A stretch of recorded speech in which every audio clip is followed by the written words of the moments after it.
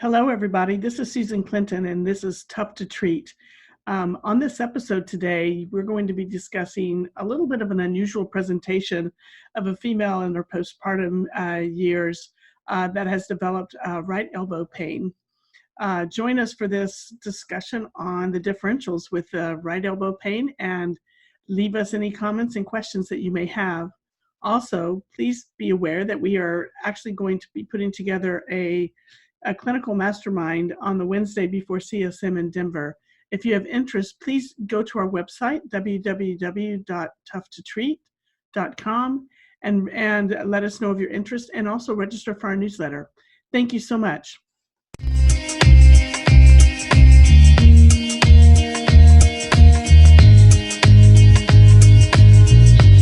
Hello, everybody, and welcome to Tough to Treat. I'm Susan Clinton, your host for today, along with my co-host, Erica Mello. How are you, Erica?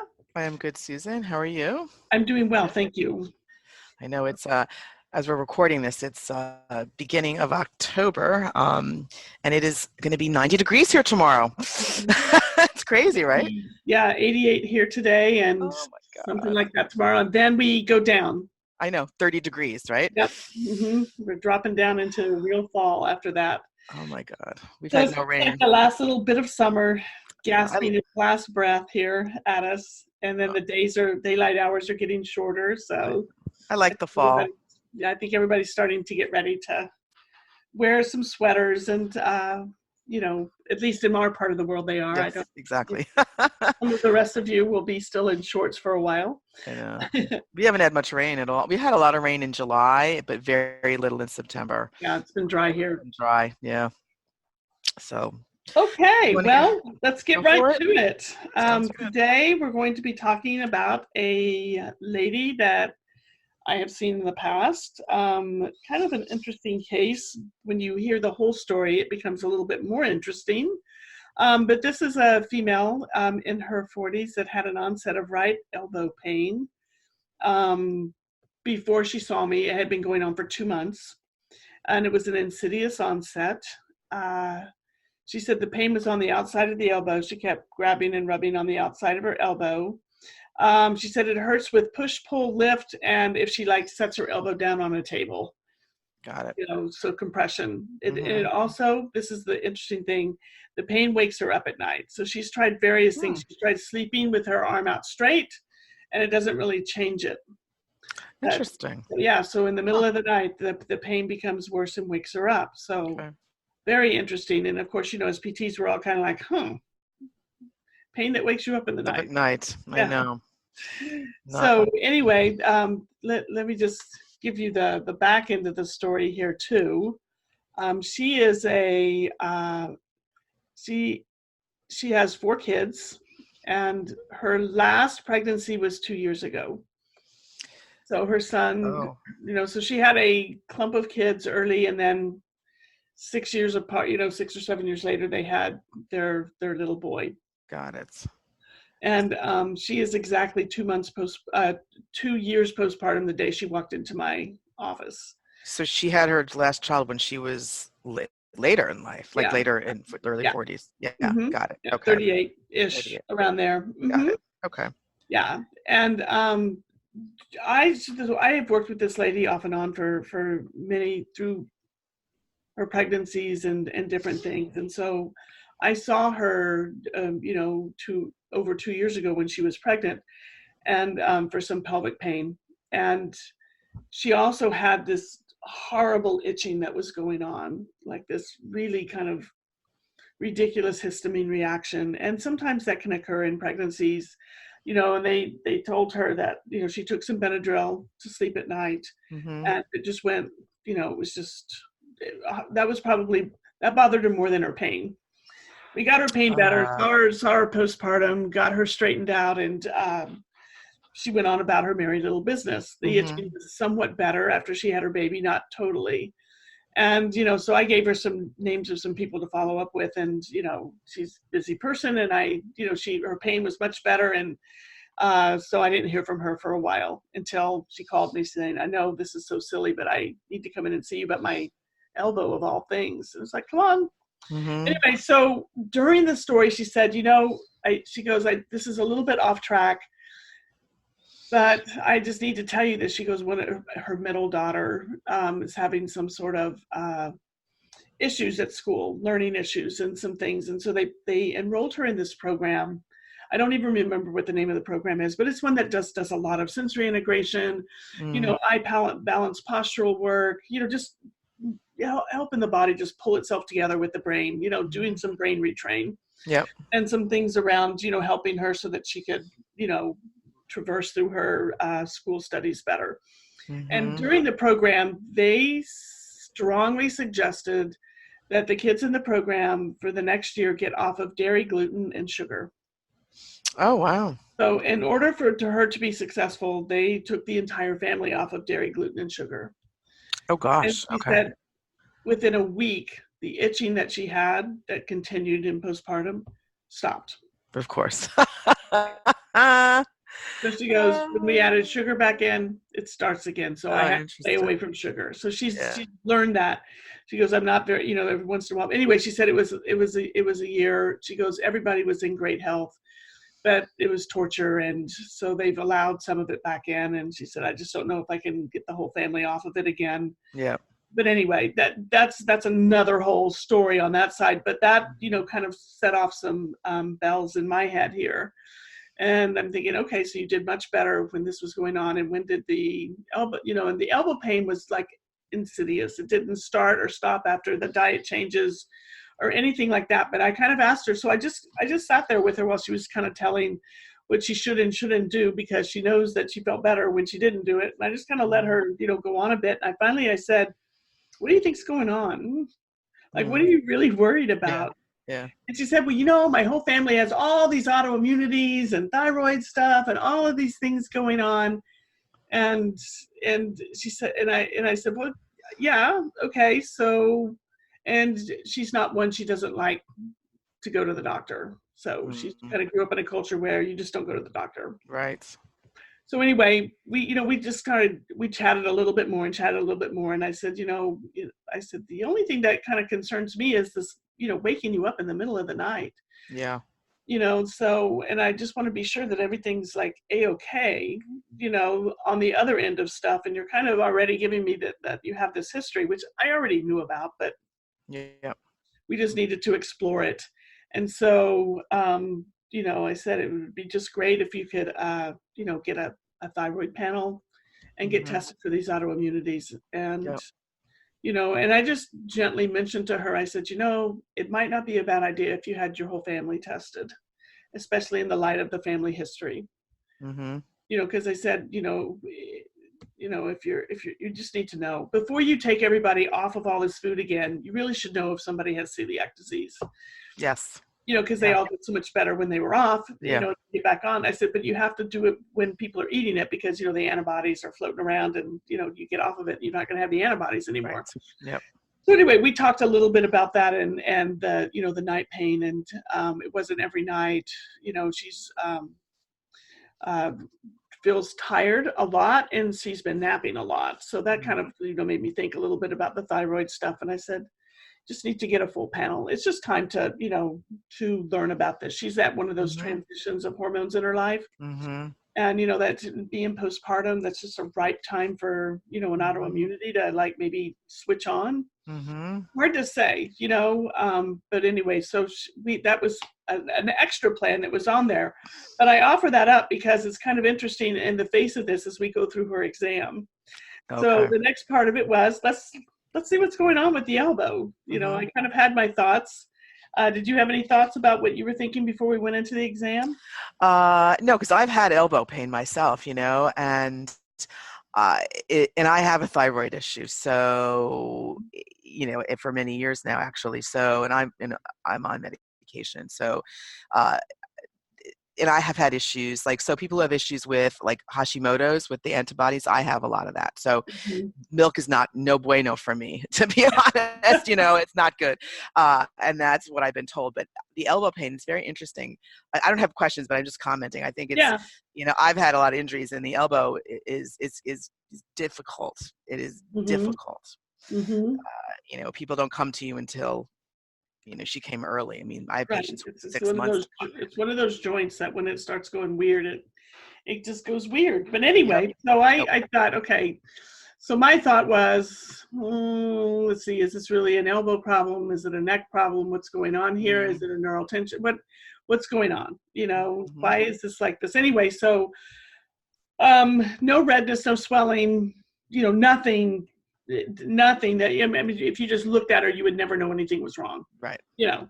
So I said, just show me exactly where it hurts. Well, she's right on the lateral epicondyle, right there. That's where it really hurts. Mm-hmm. And so I just started exploring the soft tissue. I mean, full range of motion of this. Oh, I forgot to say, she also talked a lot about that. She's always had kind of hand and wrist problems. Yeah. Always.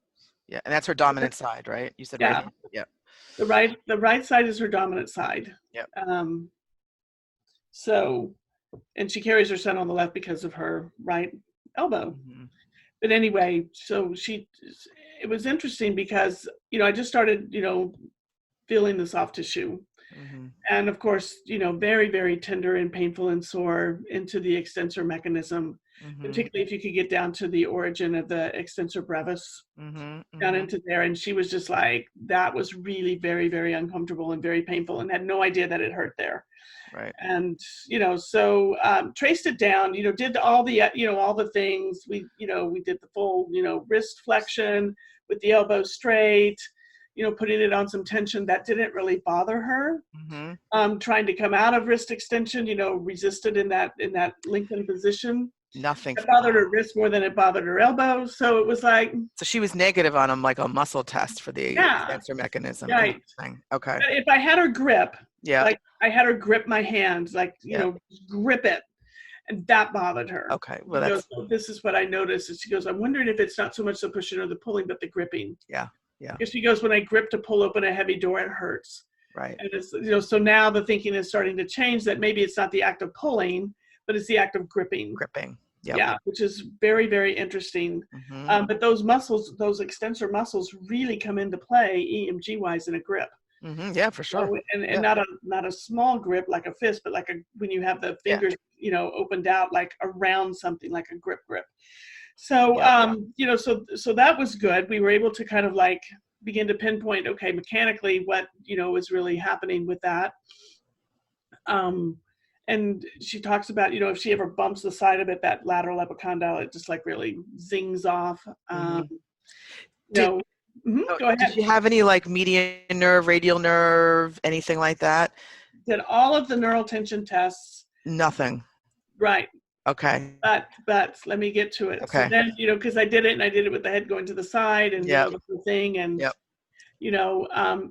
so I said, just for kicks and grins, let's get up, and I just want to check a few other things. So side bending, no problem either way. Side bending and extension, no problem either way. What? To try to see, looking for a nerve rooty kind of thing. Yeah. Nothing. And then I said, you know what? Just bend your head all the way over. In standing. She was sitting. Oh, she was sitting. So her C-spine, all the motions you mentioned were the cervical spine. Yeah, I'm sorry. Yes, I assumed that, but I was just trying to make sure.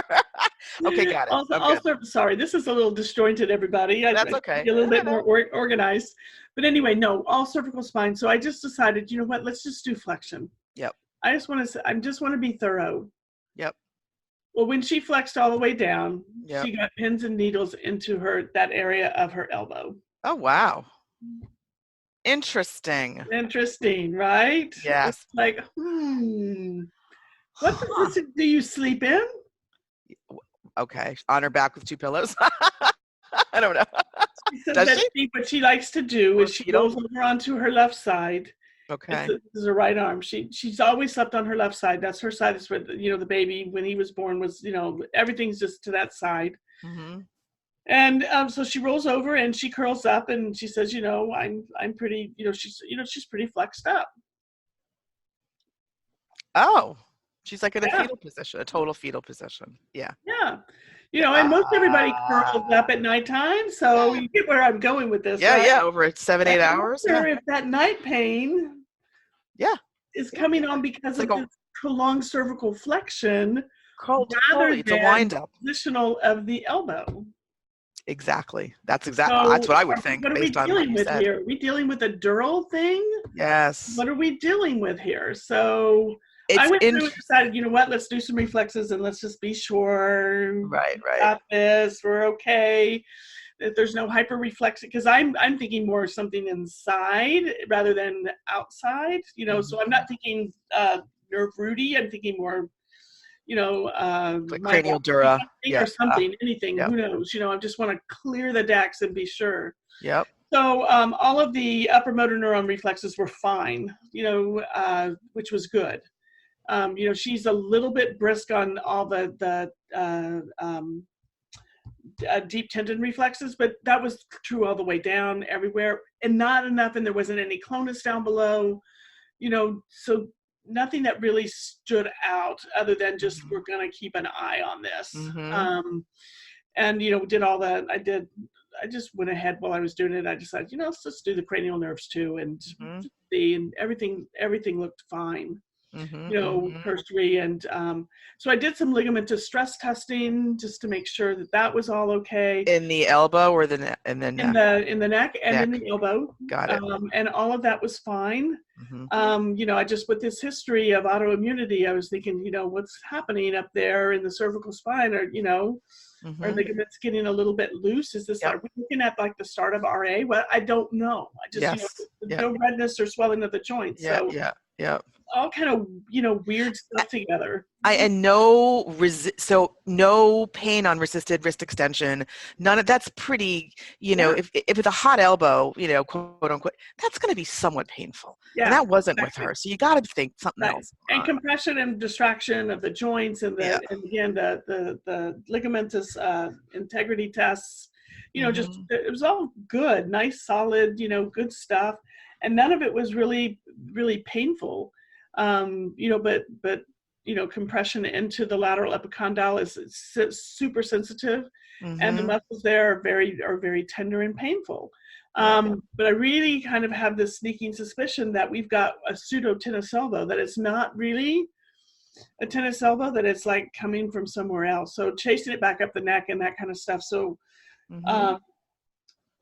here's what, you know, so what I did was I just showed her how to massage it a bit, because she liked how it felt after that. Of course, so good. That's easy to do. Grab your muscle and pull it around and make it feel better.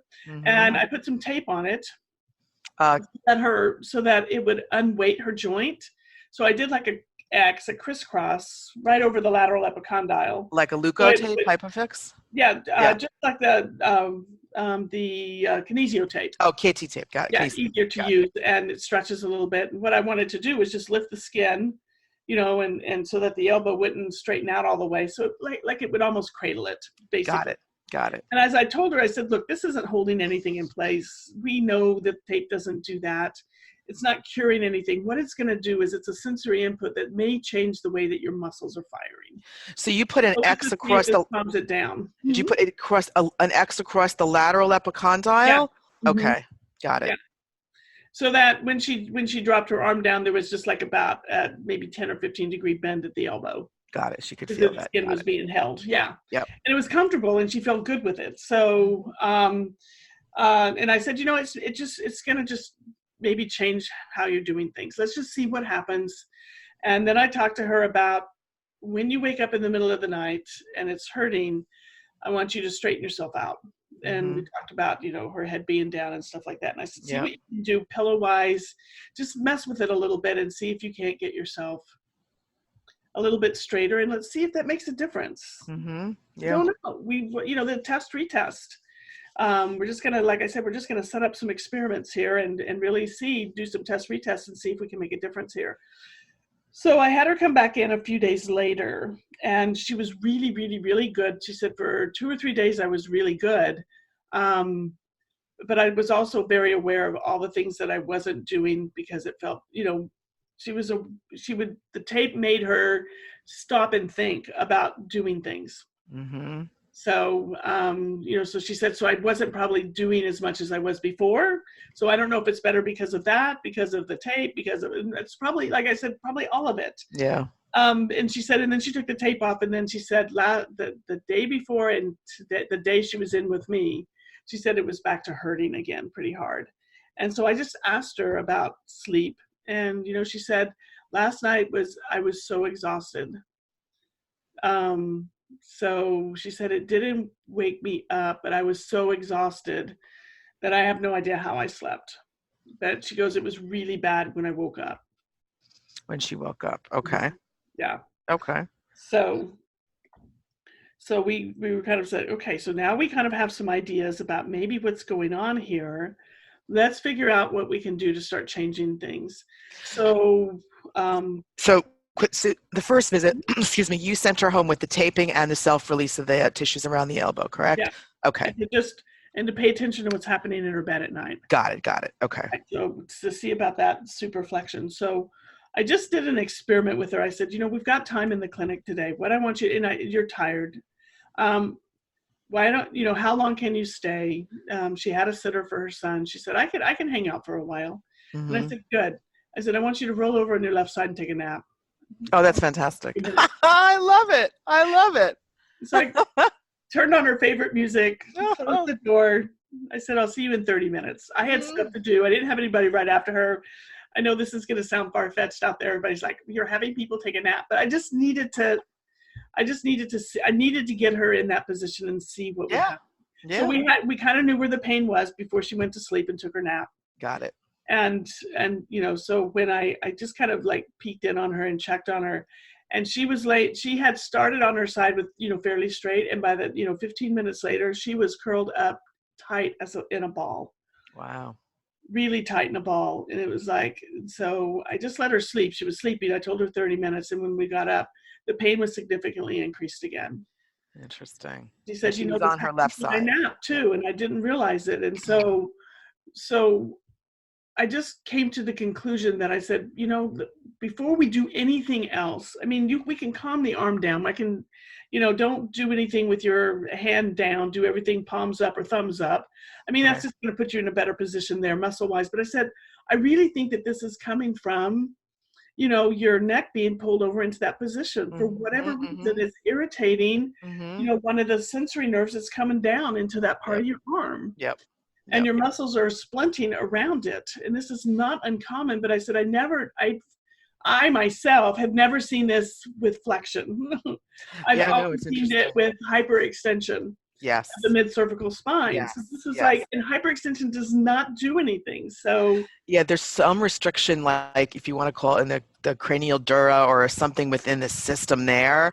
Right. It's just a little, congested, so to speak. And she's on her left side, right? Mm-hmm. So she's in that, so you're not going to sleep fully in full flex. I mean, you're going to have some asymmetry. So, I would agree with you there based on what you said so far. There's no way it's a local issue. We decided we would do, let's change up and go to a new experiment. Let's figure out how often during the day you get your head bent over, because she's got a 2-year-old. Yeah, she's picking up, bending down. And he's a busy 2-year-old. And, and she's got, kids, and there's a lot of things going on. And I said, I know it's hard to keep track of, but as much as possible, I want you to pay attention to when you bend your head down for a while, what's happening with your arm.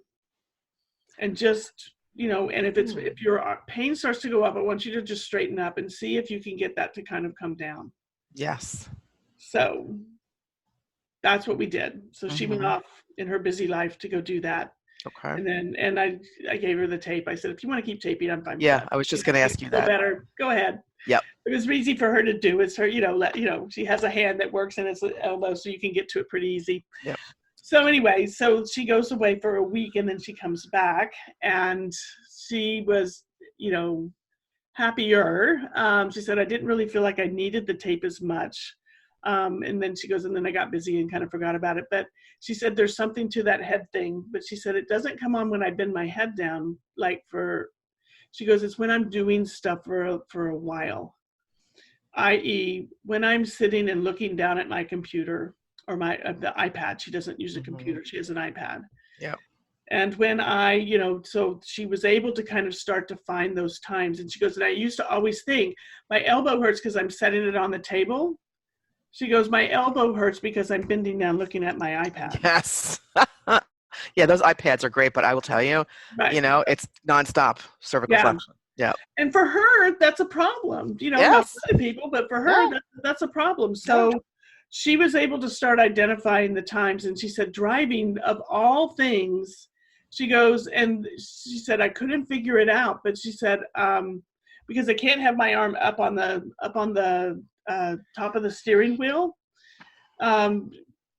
But she said, she finally figured it out. She goes, there must be something that I'm doing where I'm looking down into the windshield instead of, because you think about driving, people are more likely looking up and stuff. But Yes. she said the way her chair is positioned, Yeah. she feels like it drops her head forward. Yeah. Yeah. Yeah. She could be higher up on the seat or something. Yeah. And she drives a minivan. I mean, Okay.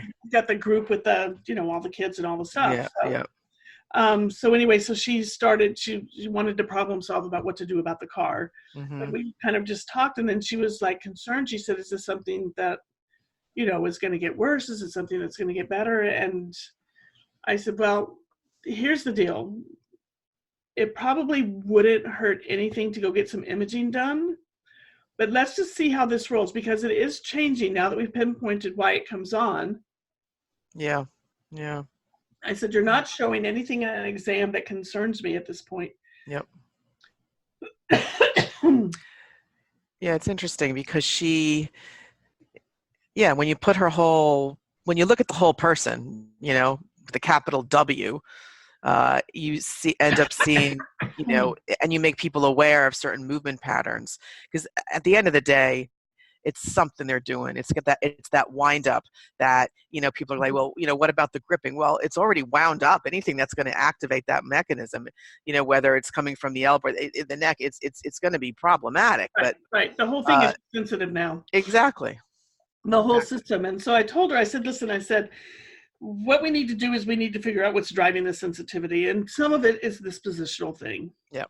Right. But I said, other people can do this and not have a sensitivity. So for whatever is happening within you, it's just something that I don't know. I said, for what?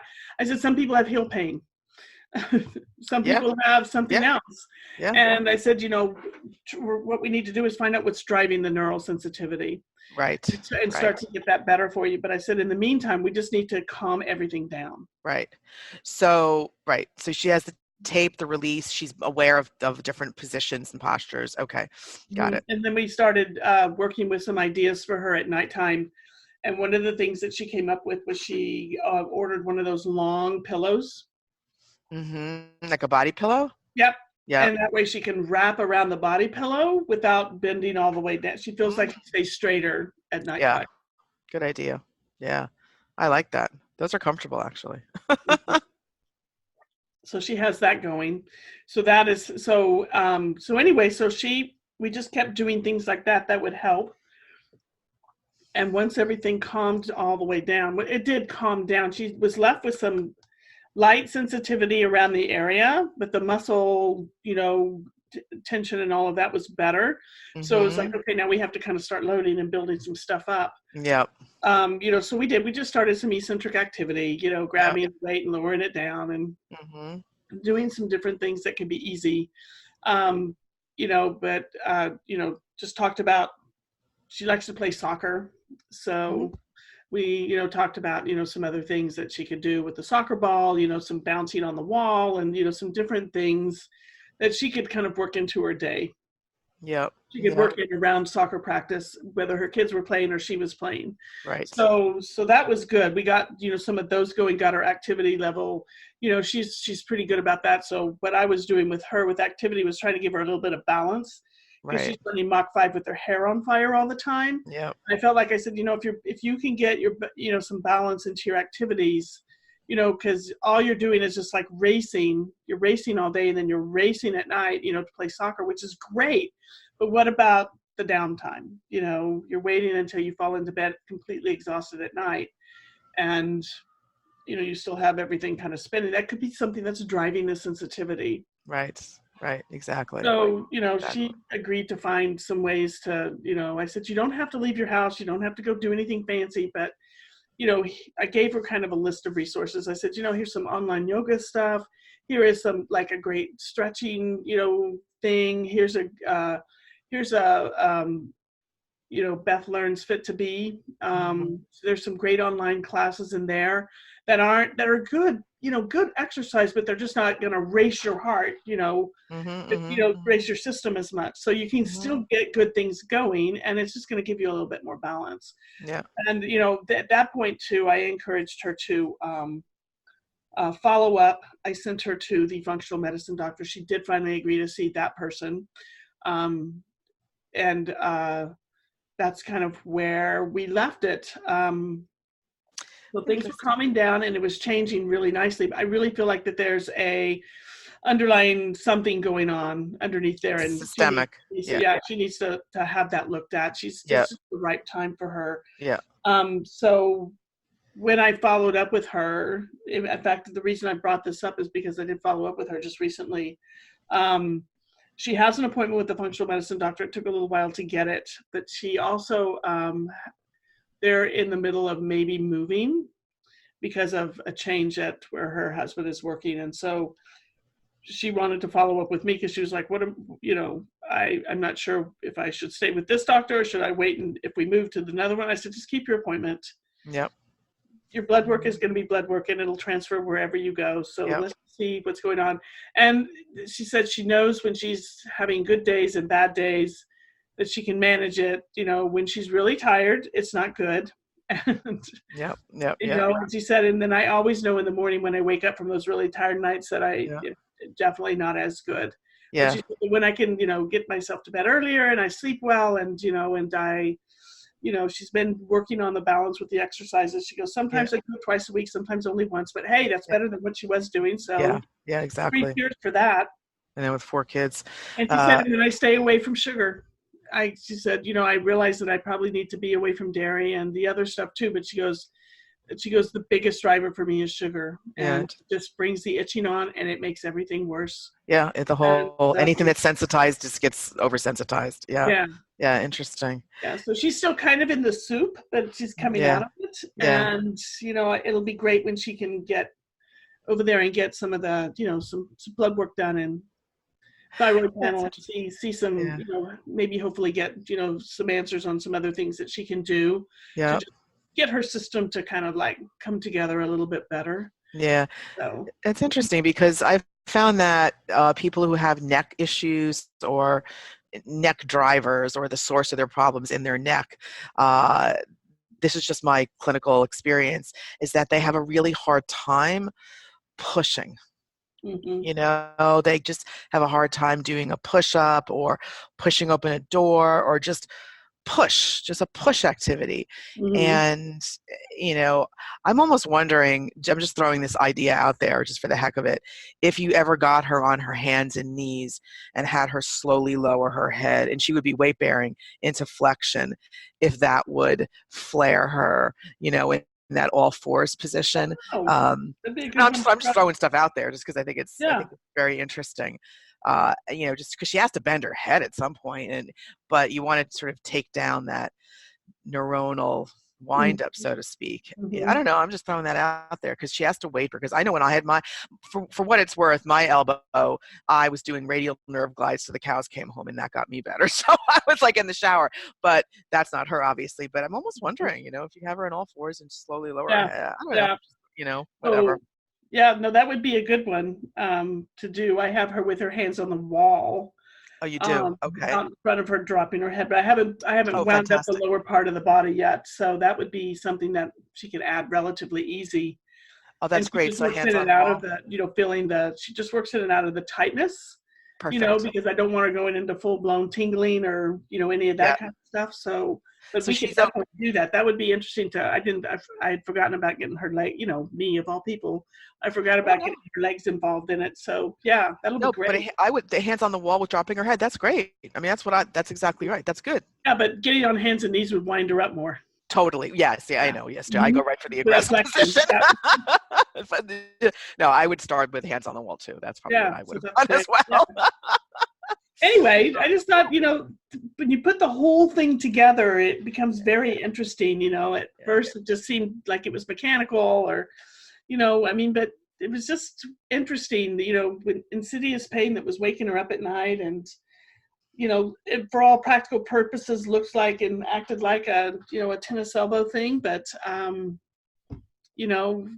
just really, did, all the elbow tests and measures and everything just didn't pan out with anything other than palpation and tenderness. Yeah. So, and then that gripping, that was the hardest thing for her to do.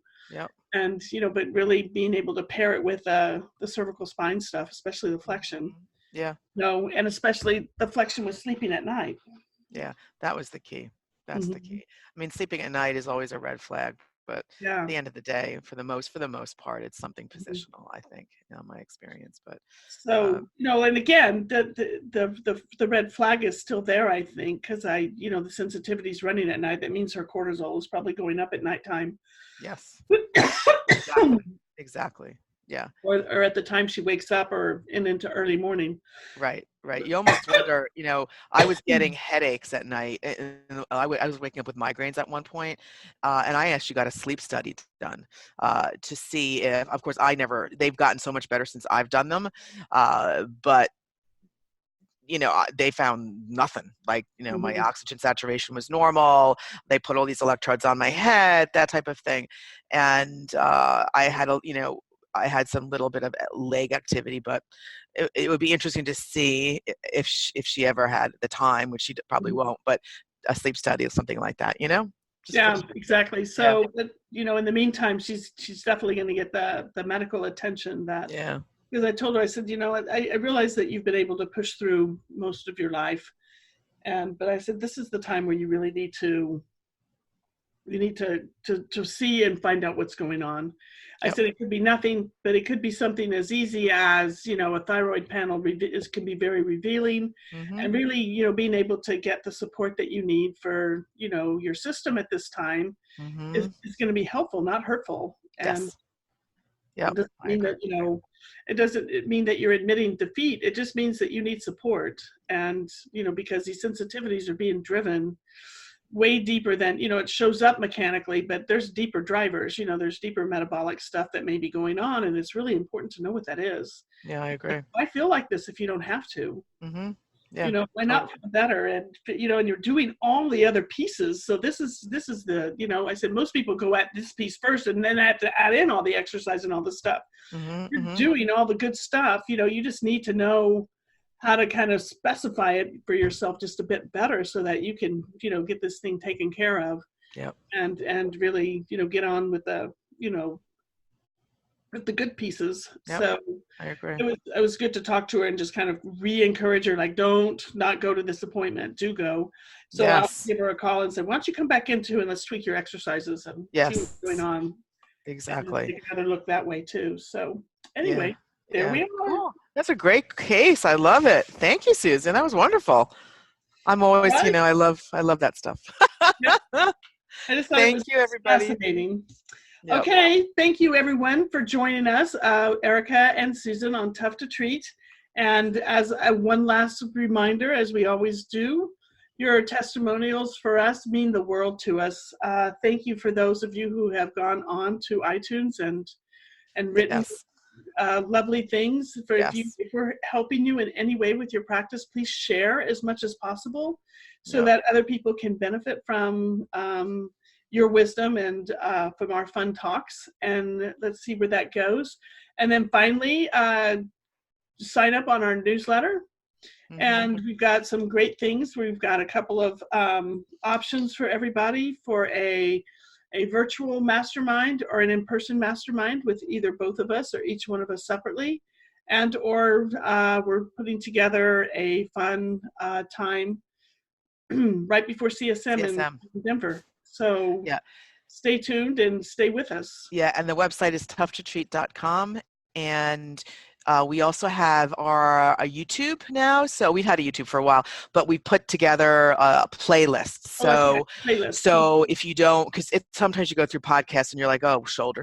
So we put together a playlist per quote unquote body part. There may be overlapping with like there's one on exercise progression. So that may be, you may see that in pelvic girdle, but we have pelvic girdle, pelvic pain. We've got shoulder, low back, etc. exercise progressions. So go on the YouTube and you could sort of either listen to them there, or just write down the numbers and go on wherever you listen to podcasts. So so if you want to really get more information on one region of the body, it's a great way to do it, and it's an easy way instead of going through every single podcast we've done. Right.